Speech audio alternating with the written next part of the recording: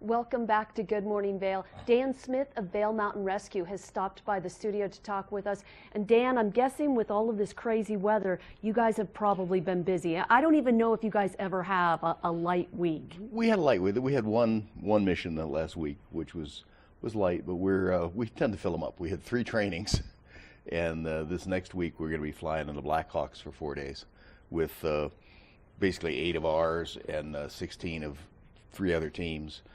That'll be the hoist team for the summer, for the rescue season, which starts Memorial Day, for the entire state. And if somebody gets in trouble at a place you can't hike, drive, or crawl to, we'll take the helicopter in and we'll get them out. And this is a joint operation between Vail Mountain Rescue teams and the Colorado National Guard, particularly the High Altitude Army Aviation Training Site that we work with, or HATS. There's a lot of cooperation between Vail Mountain Rescue, which is a volunteer organization, with local law enforcement and with the folks flying the Blackhawks out of Eagle Airport. You know, the HATS is essentially a schoolhouse. They teach people how to fly at high altitude, and especially in summer, high, hot, and heavy. When they're loaded with fuel, they're heavy, they're trying to go high, and it's very hot, and that really limits what the helicopter can do. And power is not your solution to everything. Your solution is actually knowing how to fly.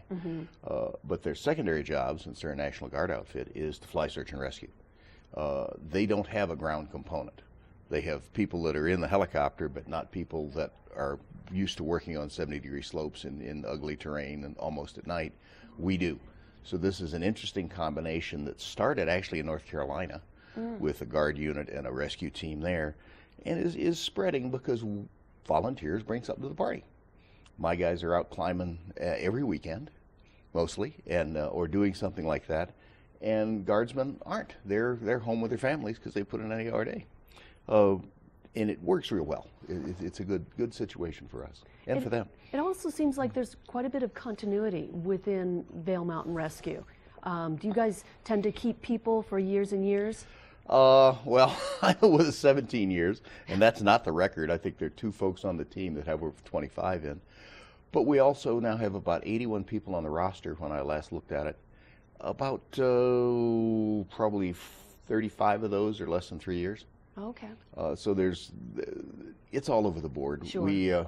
What we're doing now in training is a mentoring type program instead of a classroom type program. It seems to be working. And we're also getting more people who have primary skills, who are either a good climber, a good raft guide, a good backcountry skier, things like this. So then they tend to stay. The other ways we've done it, we tend to get people that are there to play with the toys, and that doesn't work well. Sure. They break the toys. We really don't like that. But you guys do a lot of training. Oh, yeah. We do at least an hour of training for every hour of mission, probably more like an hour and a quarter of training for every hour of mission. This is going back to the military, this is a proven methodology. You've got to train as much as you're out on real operations, or people start to make mistakes. You want the mistakes made in training. A good training is one that goes 85% right and 15% wrong. And the 15% wrong shouldn't be catastrophic things. And people learn as they move along. You only learn not to tie a knot backwards by tying it backwards and trying to put a load on it. Things like this. And training is the time to learn. I'm not in a mission at 2 in the morning on a nasty slope when it's raining. So Dan, we've got a lot more to talk about. Yeah. You're going to stick around. We're going to come right back. We've got to take it over to Ashley. She has your weather forecast.